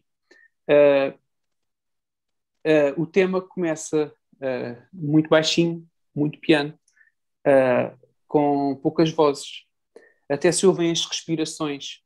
Começa tudo muito devagarinho. E é essencialmente composto por vozes humanas. E à medida que o tema vai progredindo, o tema vai cada vez ganhando mais amplitude, quase como a onda que vai ganhando cada vez mais proporção, como a história do livro que vai ganhando cada vez mais proporção, como a campanha de lançamento do livro, que também foi construída e que foi como uma onda ganhando cada vez mais proporção, até ao ponto em que os coros explodem e se ouvem aqueles corais sonantes.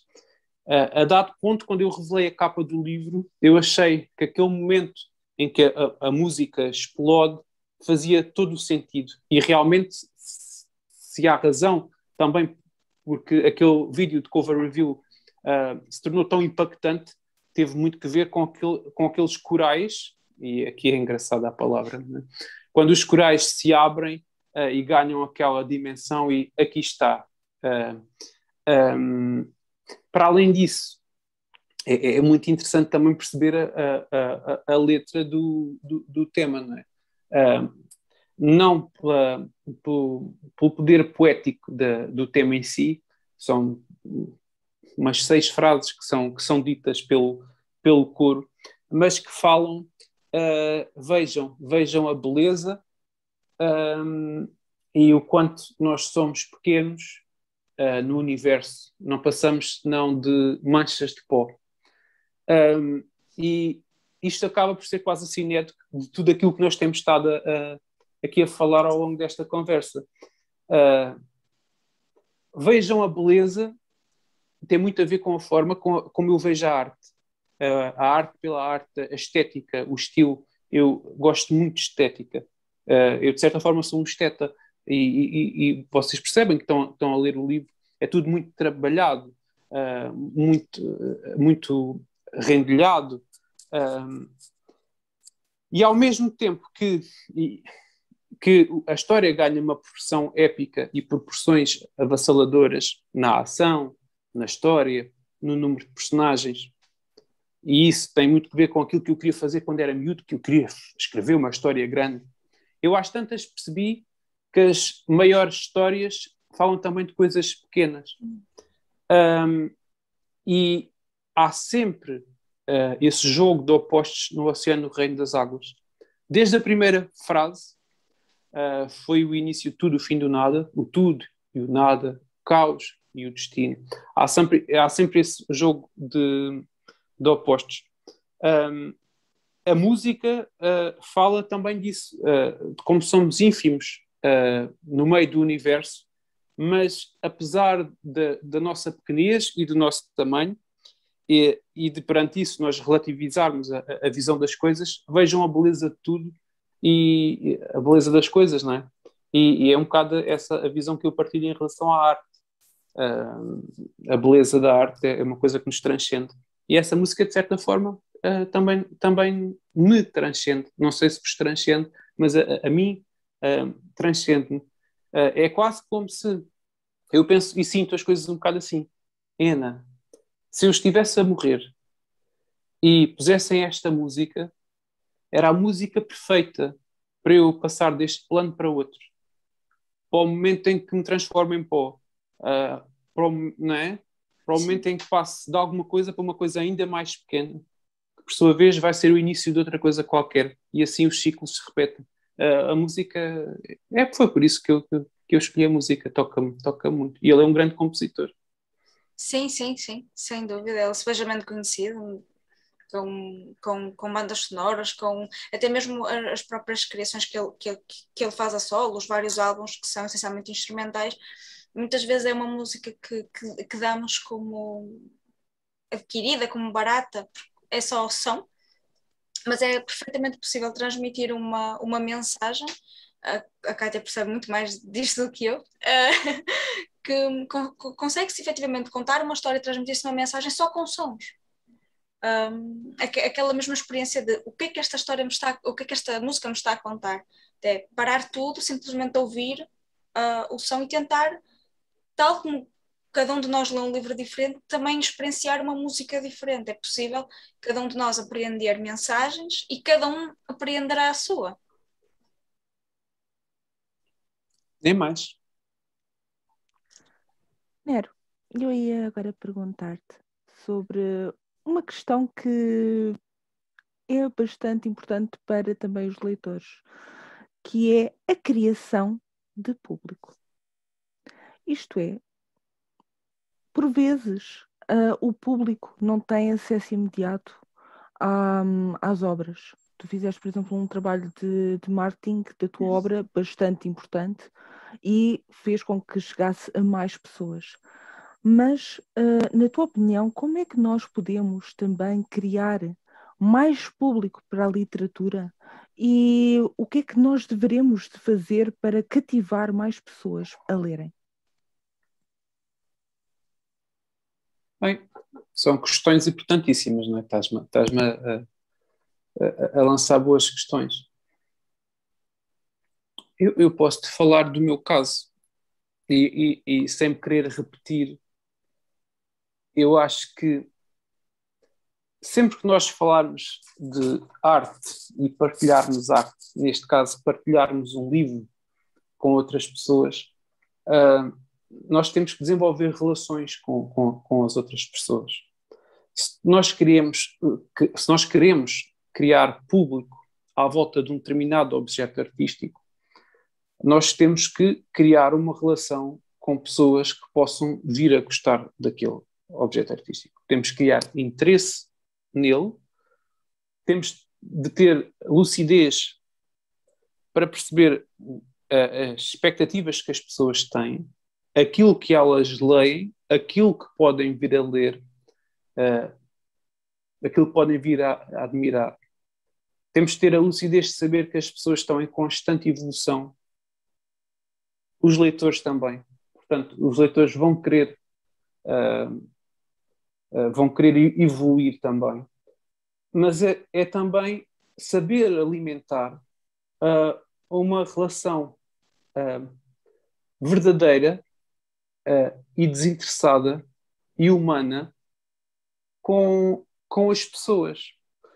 Quando as pessoas te contactam, no mínimo sinal em que manifestam algum interesse por um determinado objeto artístico, neste caso o teu, tu só tens que ser recíproco, quando muito não seja por educação. Não podemos aliar quem nos procura. Temos que criar ligação, ter uma questão, ter uma relação de respeito e ser recíproco. É isso, é responder, é acolher, é abraçar. E estamos a falar, vamos lá ver, criação de público, e estamos a falar de uma postura comercial, não é? Mas até as posturas comerciais, se não tiverem o seu quê de humanidade, são absolutamente estéreis e esgotam-se em pouco tempo. Eu acredito muito nisto. Eu acho que temos que ter essa preocupação com o ser recíprocos. Eu não sei se estou a criar público, não sei se estou a criar público para mim, enquanto autor. Todo este trajeto que fiz foi a criar público para ele, para o livro. E no meu caso específico, eu sei que os livros que vêm a seguir têm muito pouco a ver com isto, com este livro. Portanto, o esperado seria, e comercialmente falando, capitalistamente falando, seria eu agora escrever mais livros do género e aproveitar o público que eu criei para ele para vender mais e para vender os seguintes. Eu não sei se isso vai acontecer. Os leitores dos próximos poderão ler porque gostaram de ler este livro e poderão ler porque gostaram do trabalho autoral em que ele consiste, mas não são necessariamente os leitores o público deste livro, o dos próximos. Portanto, mas eu também acho que eu não sou muito capitalista na forma de pensar e na forma de ser, portanto também não era esperado que eu agora tivesse esse tipo de inteligência. A minha inteligência a existir rege-se por outros parâmetros. Portanto, simplificando e trocando por miúdos, eu muito provavelmente o que vou fazer com o público que criei, se é que eu faço alguma coisa com o público, porque o público faz-se ele próprio de certa forma, mas gostaram, então pronto, tá, ficou por aqui. Ou então não, eu não sei, não faço a mínima ideia do que vai acontecer nos próximos livros, mas eu tenho a certeza absoluta. Eu raramente uso as palavras nunca, mas eu nunca, ou muito dificilmente, vou escrever um livro destes. Isto é um livro que me consumiu durante muito tempo. Tem uma envergadura em termos estruturais muito, muito, muito, muito grande e complexa. E eu, assim que li aquele primeiro canto na nossa Live Nights, eu senti a libertação, senti as vibrações a saírem de mim. Eu não quero nem preciso de escrever mais livros destes. Este livro é um livro único. Nesse sentido, eu não crio um público como capitalistamente se pensa num público, não é? Mas eu não sei o que vem no futuro. Eu não adivinho. Da mesma forma que eu nunca esperei que este livro tivesse o impacto nas pessoas que tem tido e que tivesse a aceitação que tem. Em 2021 está-se a comprar um poema épico. As pessoas estão a ler um poema épico, estão-se a interessar, estão a ler a fantasia noutro nível, a lê-la de outra forma. Eu nunca esperei que isso acontecesse. Portanto, eu também não posso fazer prognósticos do que aí vem, não é? Não sei. Mas, para aqueles que se interessam em criar público, resumindo e concluindo, passa muito pela humanidade, pela verdade e pela reciprocidade em que se encaram as relações com os outros, quem nos procura. É isso. Estavas a falar da questão da vibração, não é? Conforme te foste lendo o primeiro canto, não é? Foste sentindo aquela energia a fluir e talvez a sair, não é? Criar uma onda de energia, como acontece no oceano, não é? Com o efeito Echelon e com as ondas. A minha questão é essa vibração também é musical, né? Porque as palavras têm um sentido, têm uma musicalidade, e eu tenho quase a certeza que numa das lives tu disseste que tinhas formação musical. Eu não sei se calhar o silêncio que tu usas para trabalhar é um revibrar de outro tipo de musicalidade. Sim. Não existe o silêncio como nós o entendemos geralmente. O silêncio significa sempre, quando muito não seja, um passarinho ao fundo a fazer um piu-piu. O silêncio tem sempre som.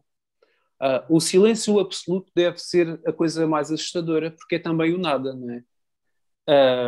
Eu fiz conservatório, tenho formação musical e eu acho que isso teve muito impacto na forma como eu escrevi esta obra e na forma como eu penso a escrita, porque, é como eu digo, na maior parte das vezes a construção dos versos tem que ver primeiro com o som, com os sons que fluem na minha cabeça que descem à minha boca e a boca começa-se a articular e alia-se à memória para trazer uma palavra que eu quero empregar, essa palavra puxa outra palavra e assim o verso se vai construindo.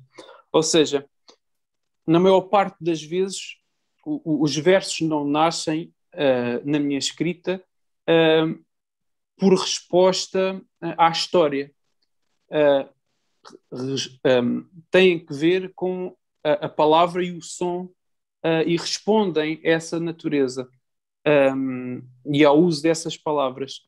E depois eu sempre disse também que quem ler este livro mudo lê uma coisa e quem ler este livro em voz alta tem outra experiência, não só pelas rimas, mas pelos ritmos dos versos, pela cadência que a obra vai tendo e que varia muito de parte para parte, e nesse sentido é uma obra muito musical. A música é determinante neste livro, sim. E estiveste-nos a falar que, a priori, oceano, teremos este, mas tens outras coisas na forja. Acredito que tenhas outro tipo de obras que já estás a começar ou que se calhar até já estão terminadas. Podes-nos falar um pouquinho sobre isso? Sim, é até engraçado eu neste momento estar a falar do Oceano no Reino das Águas, quando o Oceano no Reino das Águas para mim já está distante.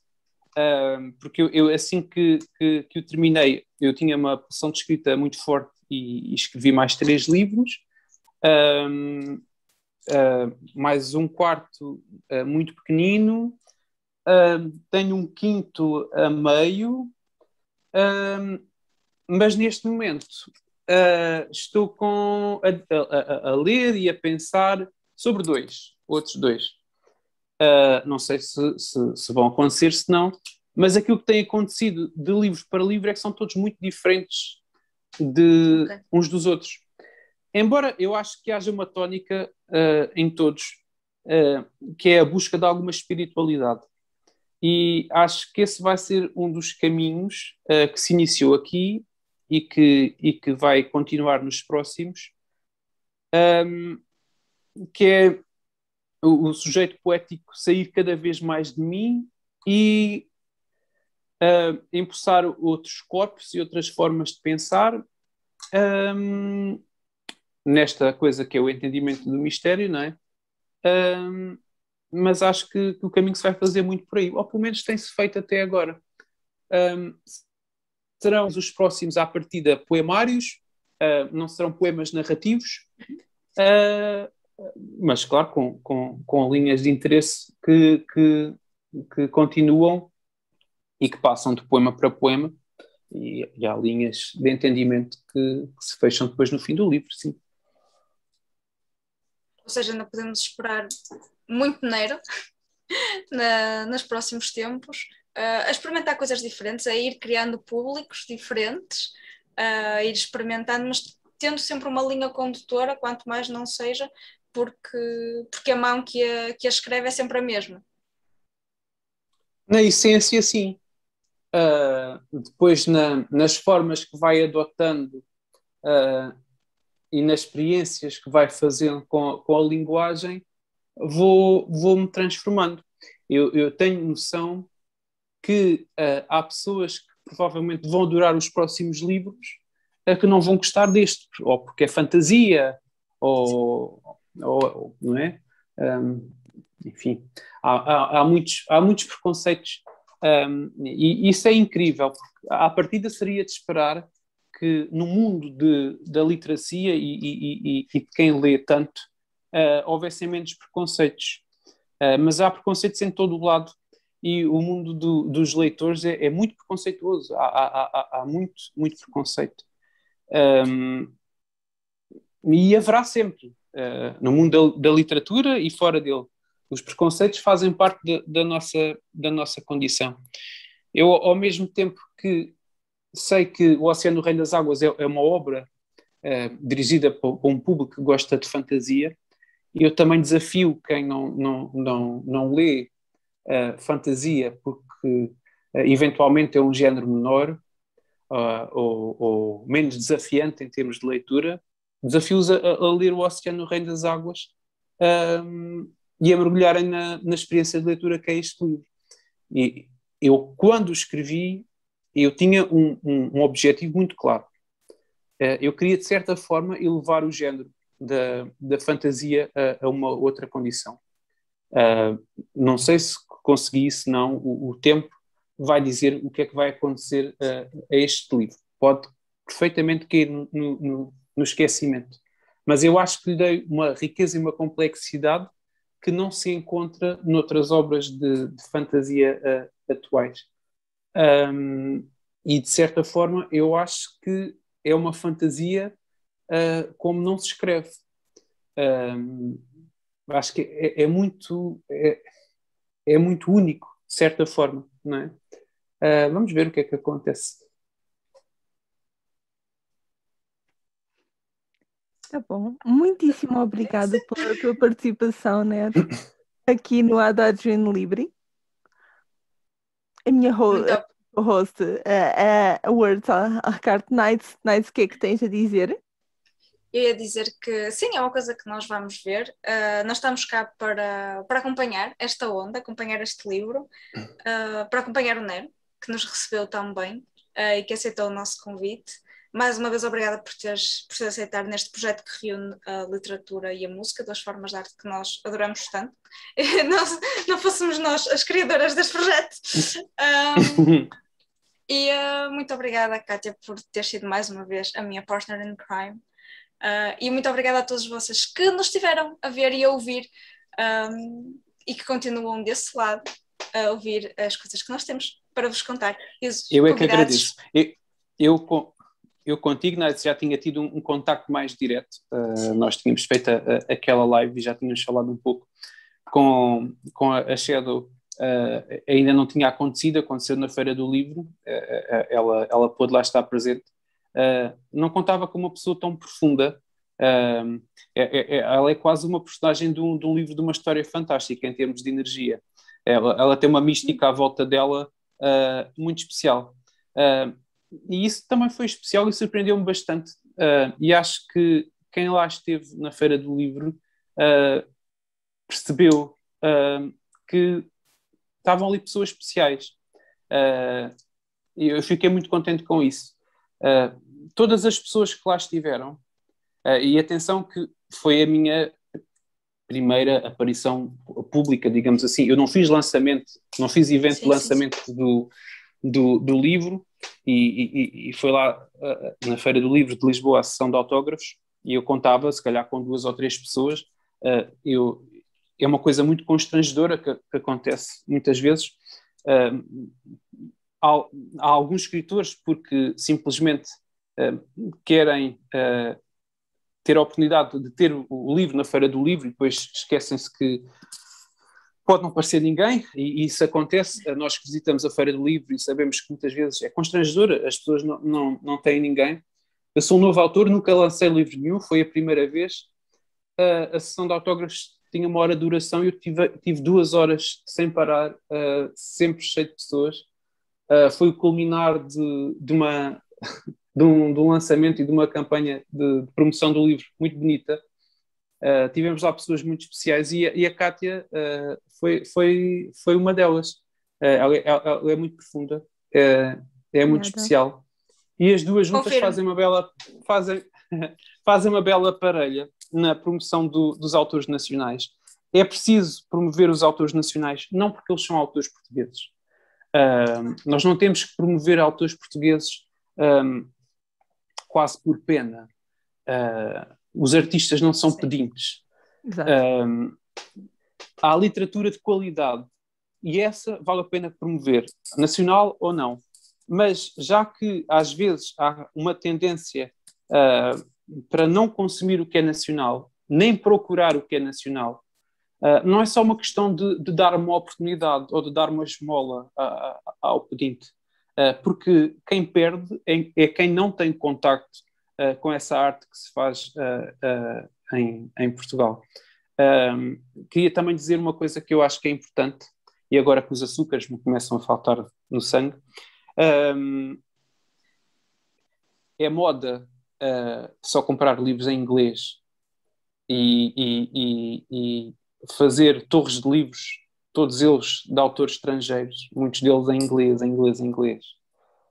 Mas se nós somos portugueses e nascemos numa determinada cultura e numa determinada língua, não deixa de ser esquisito que se tenha dificuldades em interpretar um livro em português e depois se tenha muita facilidade em ler livros em inglês, quando na verdade muitas vezes não se percebem as várias camadas de um livro em inglês. É fixe estar na moda, mas também é fixe ler em português e perceber a qualidade do que temos por cá. Não necessariamente deste livro. Não se trata de dar oportunidade a autores portugueses, trata-se de dar reconhecimento àqueles que valem a pena. E escreve-se muito bem em Portugal. Sim. E a língua portuguesa merece. Obrigado às duas por fazerem esse caminho, que é também promover quem escreve bem em português. E agora o tempo dirá os autores que se ficam por um livro só ou não, não é? Os livros que caem no esquecimento ou não. Isso já não depende de qualquer campanha de marketing. O livro agora já não depende de mim. Eu agora já não há mais nada que eu possa fazer para promover este livro. Este livro, o caminho que tiver a fazer agora é como o caminho de qualquer outro livro. É pela boca dos leitores, de quem lê, de quem o abraça, de quem o ama ou de quem o odeia. Eu espero que o odeiem muito, mas também espero que o amem muito, seja o que o acaso ou o destino quiserem. Muito obrigada, Nero, mais uma vez. Eu acho Eu que foi agradeço. o final perfeito. Perfeito. E sempre muito bem colocado, quer haja açúcar ou não, nas veias ou na nossa boca. Muito obrigada mais uma vez por ter aceito o nosso convite. Mais uma vez, muito obrigada, Kátia, por continuares nesta aventura e loucura comigo no Adagio in Libri. Mais uma vez, obrigada a todos vocês que estão deste lado. Nós vemos-nos num próximo vídeo. Boas leituras e ouçam boa música. Obrigado Tchau. às duas, obrigado a todos os que assistiram. Tchau.